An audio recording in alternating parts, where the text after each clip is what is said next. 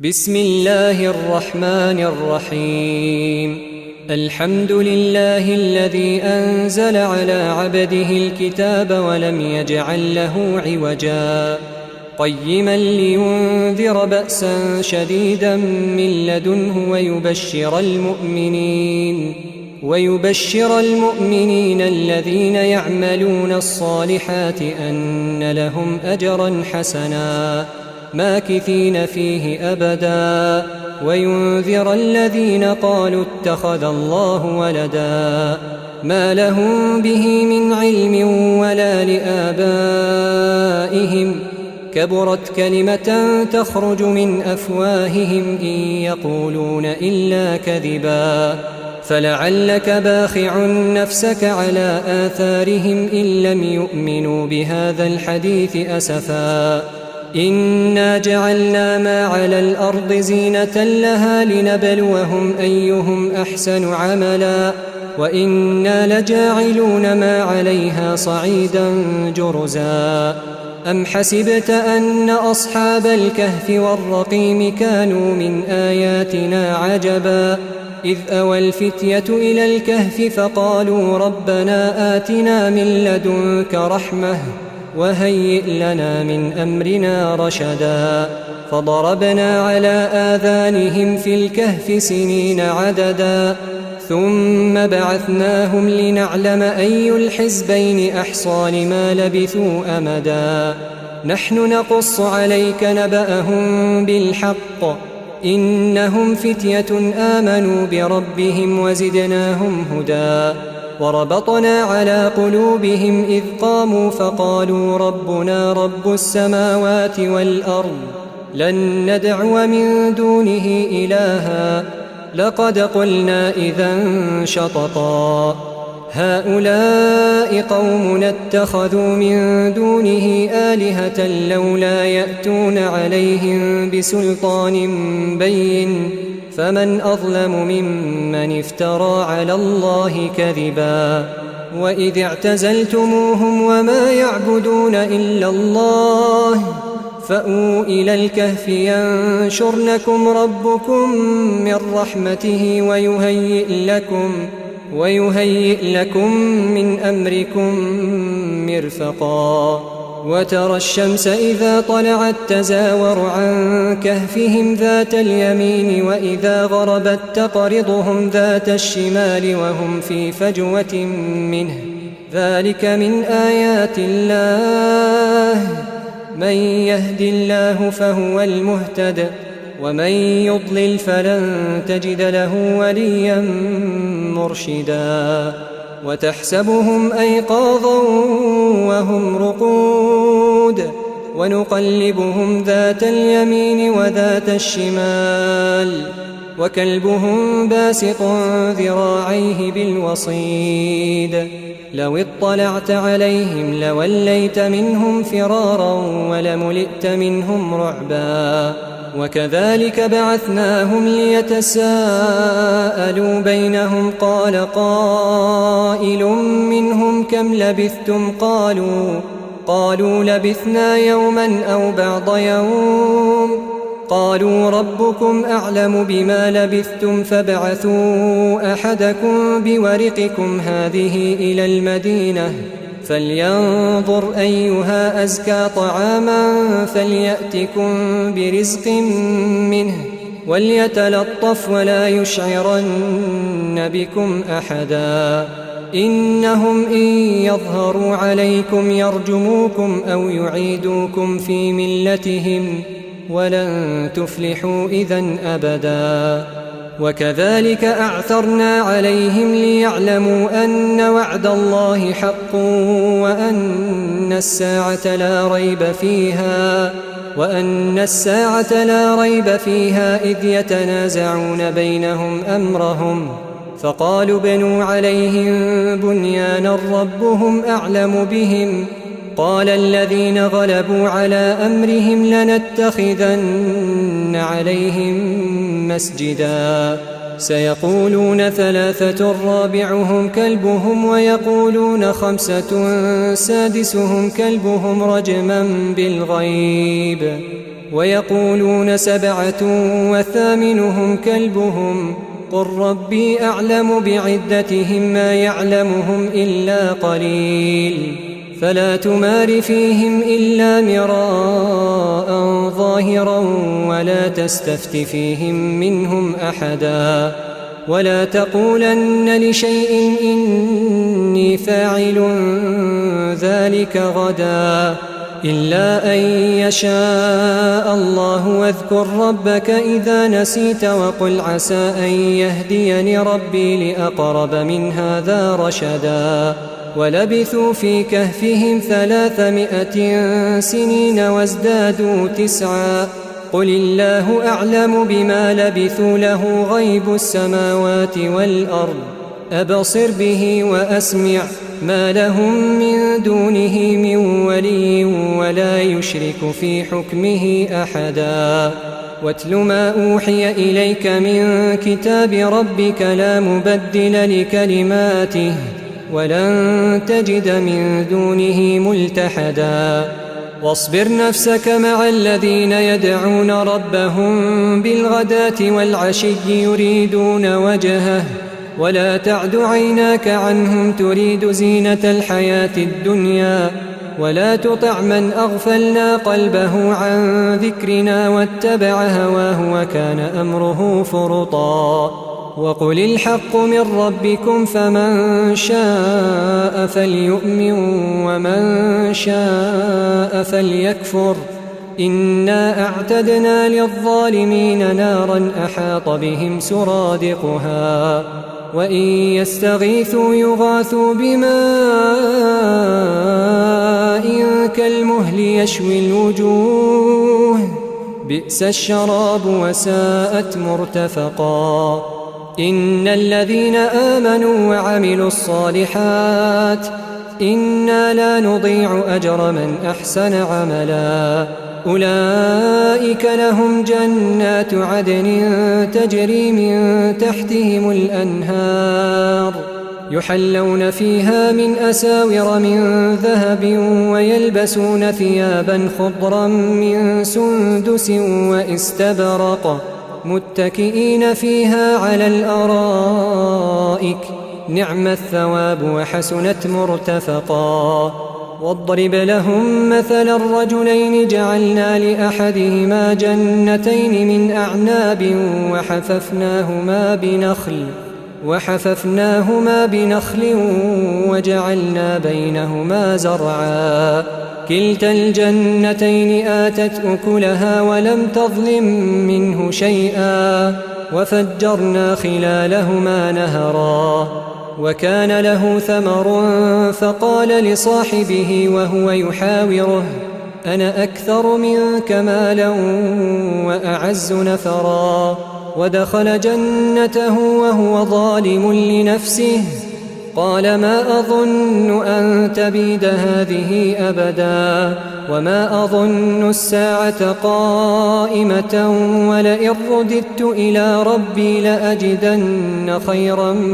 منها منقلبا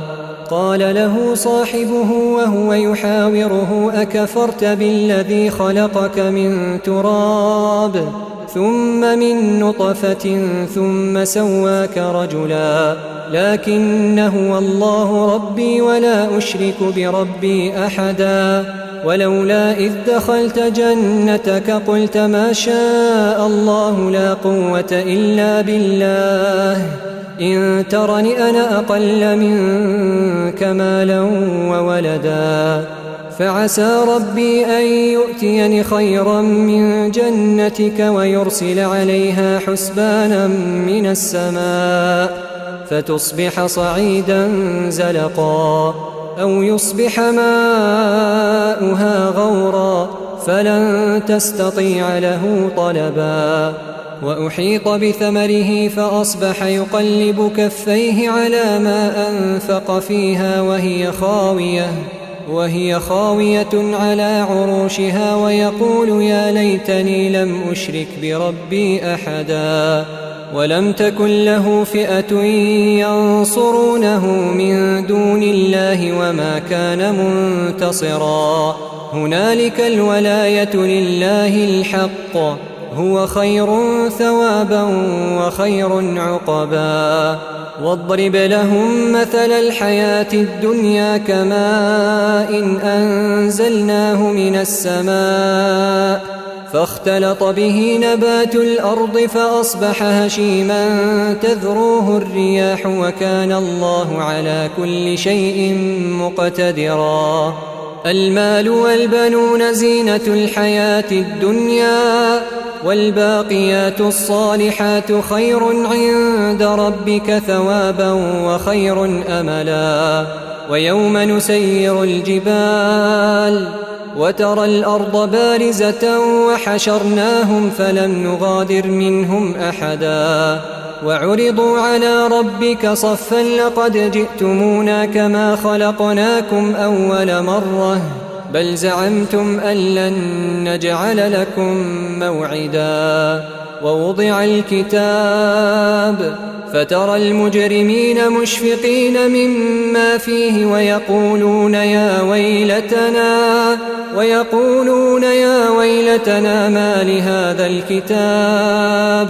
ما لهذا الكتاب لا يغادر صغيرة ولا كبيرة إلا أحصاها ووجدوا ما عملوا حاضرا ولا يظلم ربك أحدا وإذ قلنا للملائكة اسجدوا لآدم فسجدوا إلا إبليس كان من الجن ففسق عن أمر ربه أفتتخذونه وذريته أولياء من دوني وهم لكم عدو بئس للظالمين بدلا ما أشهدتهم خلق السماوات والأرض ولا خلق أنفسهم وما كنت متخذ المضلين عضدا ويوم يقول نادوا شركائي الذين زعمتم فدعوهم فلم يستجيبوا لهم وجعلنا بينهم موبقا ورأى المجرمون النار فظنوا أنهم مواقعوها ولم يجدوا عنها مصرفا ولقد صرفنا في هذا القرآن للناس من كل مثل وكان الإنسان أكثر شيء جدلا وما منع الناس أن يؤمنوا إذ جاءهم الهدى ويستغفروا ربهم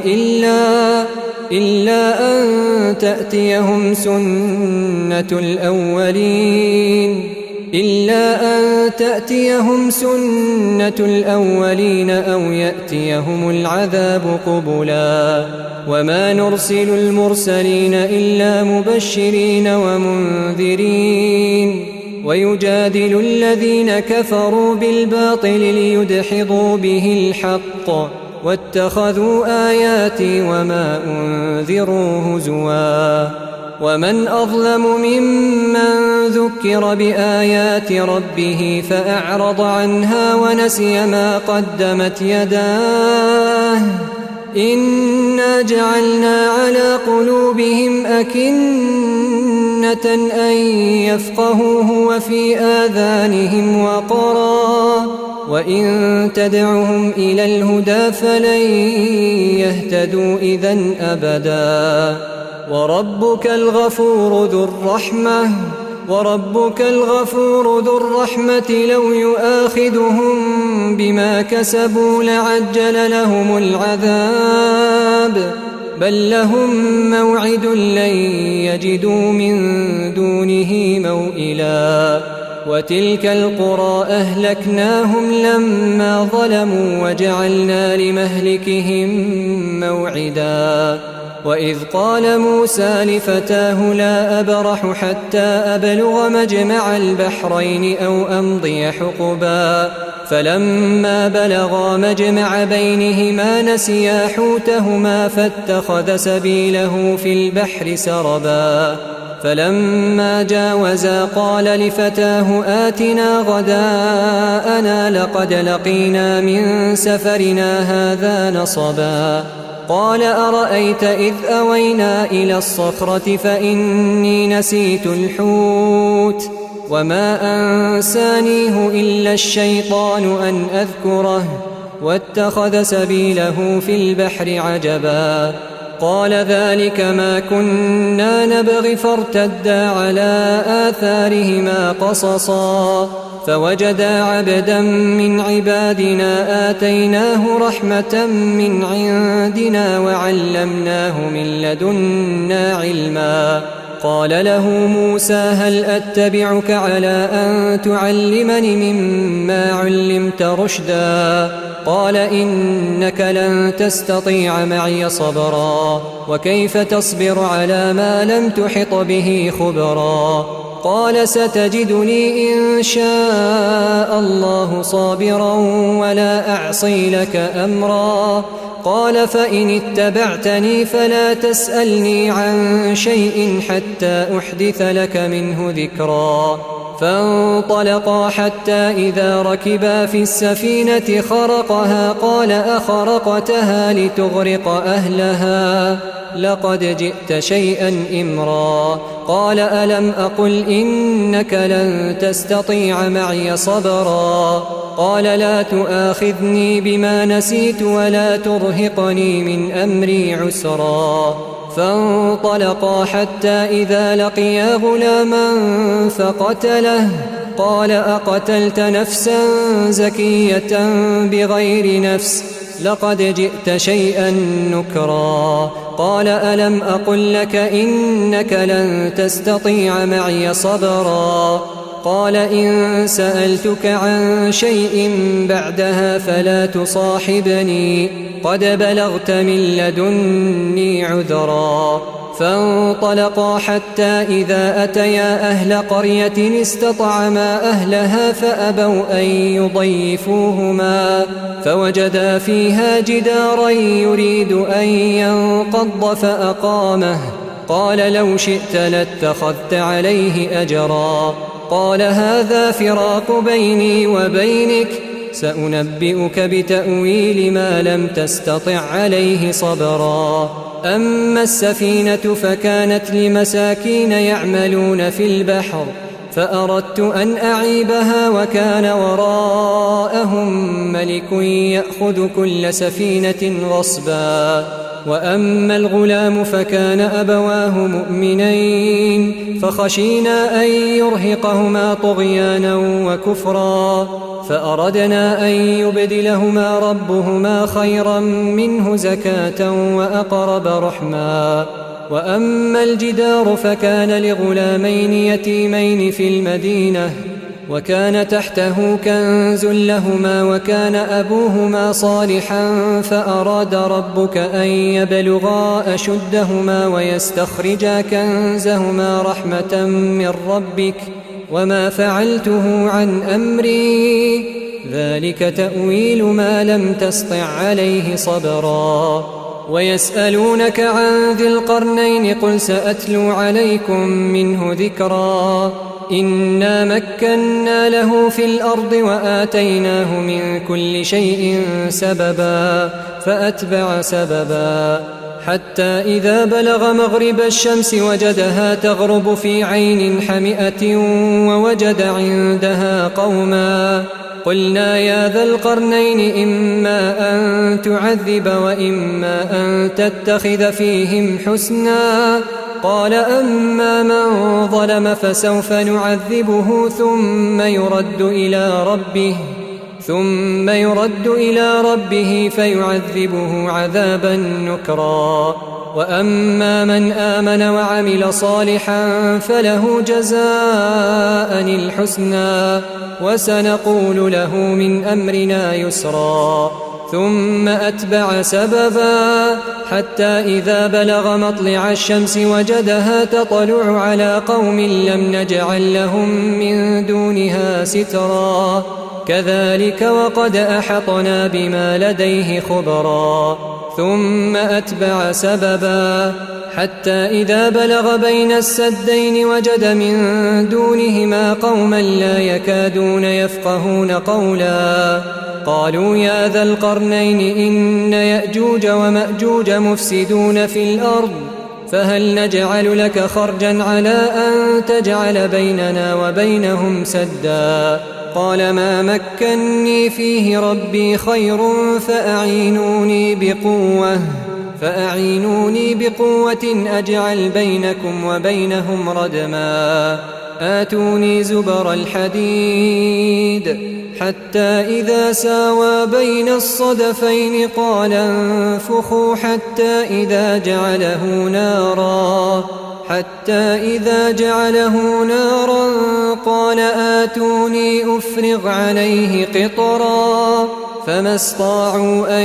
يظهروه وما استطاعوا له نقبا قال هذا رحمة من ربي فإذا جاء وعد ربي جعله دكاء وكان وعد ربي حقا وتركنا بعضهم يومئذ يموج في بعض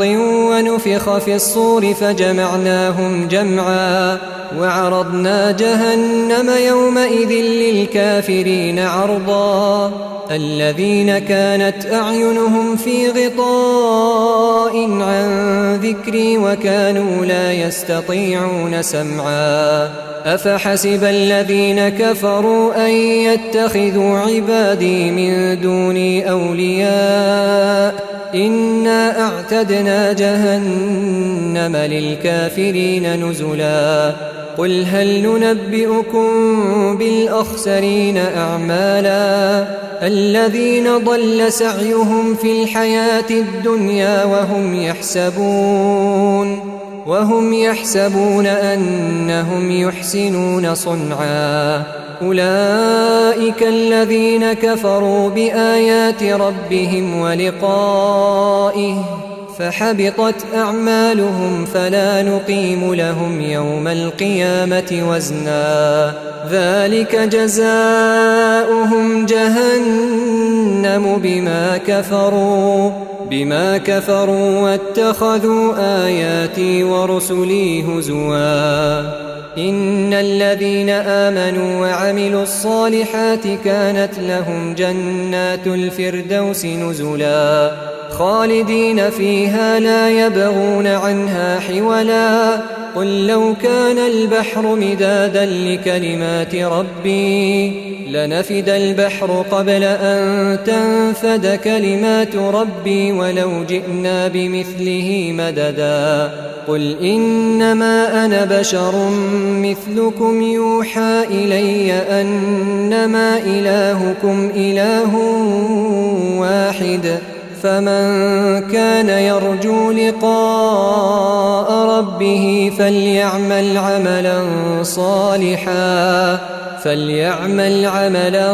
صالحا ولا يشرك بعبادة ربه أحدا.